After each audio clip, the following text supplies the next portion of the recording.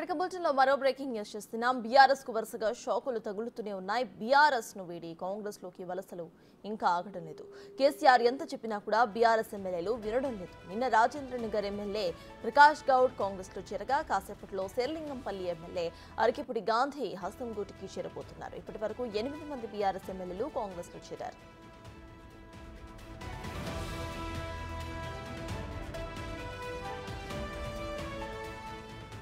మరో 8 మంది ఎమ్మెల్యేలు కాంగ్రెస్ లో చేరేందుకు సిద్ధంగా ఉన్నారని ఆ పార్టీ వర్గాలు చెబుతున్నాయి. మరి కాసేపట్లో శేర్లింగంపల్లి ఎమ్మెల్యే అరకిపుడి గాంధీ కాంగ్రెస్ లో చేరుతుండగా అలంపూర్ ఎమ్మెల్యే విజయుడు చేరిక కూడా దాదాపు ఖరారైపోయింది. హైదరాబాద్ పరిధిలోని మరో 6 బీఆర్ఎస్ ఎమ్మెల్యేలు కాంగ్రెస్ లో చేరుతారంటూ ప్రచారం జరుగుతోంది. త్వరలోనే బీఆర్ఎస్ ఎల్పీ కాంగ్రెస్ లో విలీనమవుతుందని ఖైరతాబాద్ ఎమ్మెల్యే దానం నాగేందర్ తెలిపారు.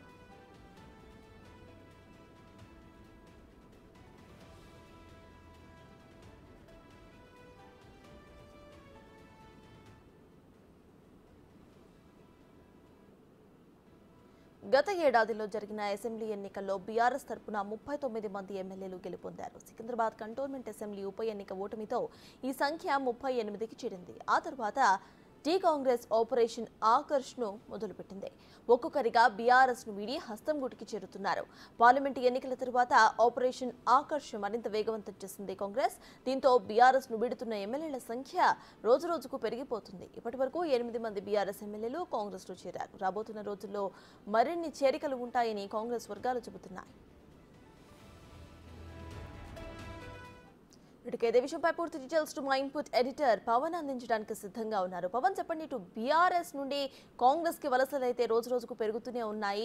దాదాపు అటు కార్ ఖాళీ అయ్యే పరిస్థితికి వచ్చింది. దీన్ని ఎలా చూడాలంటారు? ప్రెసెంట్ అప్డేట్స్ ఏంటి?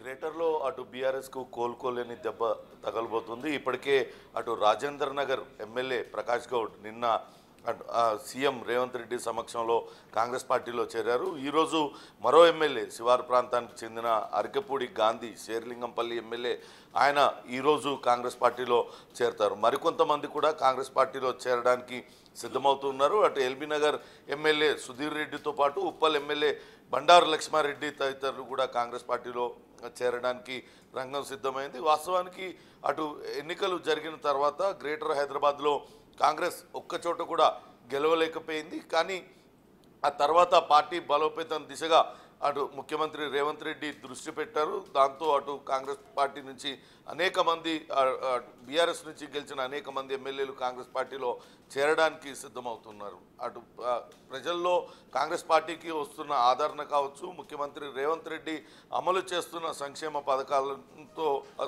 పథకాలకు ఆకర్షితులై పార్టీలో చేరుతున్నామంటూ ఆ పార్టీలో చేరుతున్న నేతలందరూ కూడా చెప్తున్నారు. మరోపక్క బీఆర్ఎస్ అధినేత అటు పార్టీ చేరికలను ఆపడానికి తీవ్రంగా ప్రయత్నించారు. కానీ ఎవరు కూడా ఆయన మాట వింటున్న పరిస్థితి లేదు.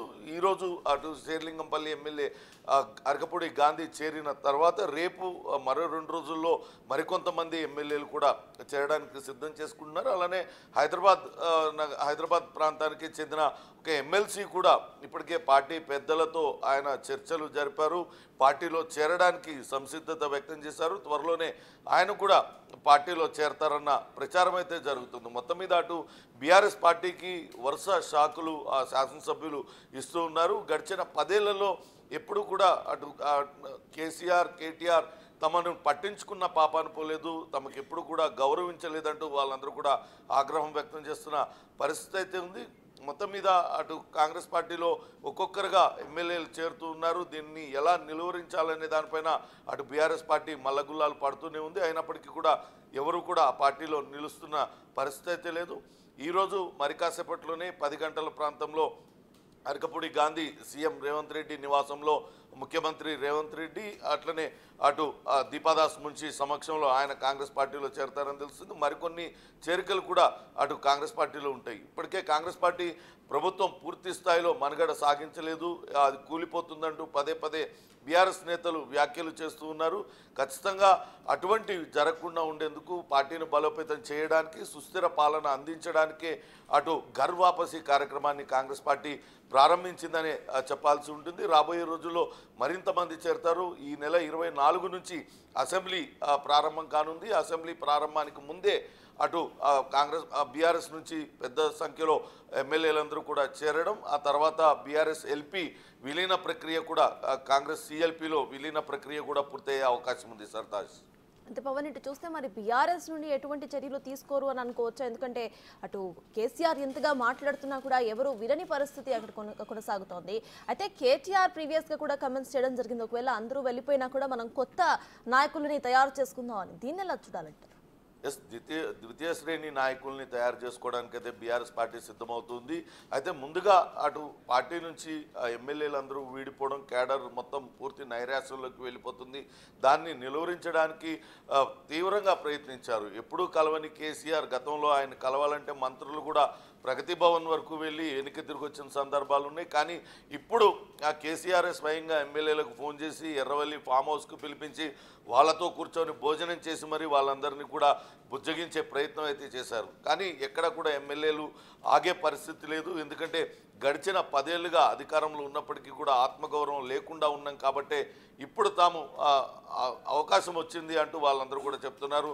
అభివృద్ధి అట్లనే కాంగ్రెస్ పార్టీ రేవంత్ రెడ్డి పాలన పైన ప్రజలలో ఎటువంటి వ్యతిరేకత కనపడడం లేదు. అటువంటప్పుడు పార్టీలో చేరితే తప్పేంటి, నియోజకవర్గ అభివృద్ధి జరుగుతుంది, అభివృద్ధి ధ్యేయంగా వాళ్ళందరూ కూడా పార్టీలు మారుతామంటూ చెప్తున్నారు. మరోపక్క పార్టీ మారుతున్న ఎమ్మెల్యేల పైన అటు లీగల్ యాక్షన్ తీసుకుంటాం, ఖచ్చితంగా అనర్హత వేటు పడేలా చూస్తామంటూ పదే పదే చెప్తూ వస్తున్నారు. దీనిపైన కూడా కాంగ్రెస్ పార్టీ తీవ్ర స్థాయిలో స్పందించింది. అసలు ఫిరాయింపులు మొదలైందే బీఆర్ఎస్ పార్టీ నుంచి. మొదటిసారి గెలిచినప్పుడు టీడీపీ నుంచి, రెండోసారి గెలిచినప్పుడు కాంగ్రెస్ పార్టీ నుంచి వాళ్ళు శాసనసభ్యులను చేర్చుకున్నారు. ఇప్పుడు శాసనసభ్యులు పార్టీ మారుతుంటే మాట్లాడే అర్హత లేదంటూ కాంగ్రెస్ పార్టీ నేతలు కూడా తీవ్ర స్థాయిలో స్పందిస్తున్నారు. Sartaj. Right, thank you Pawan.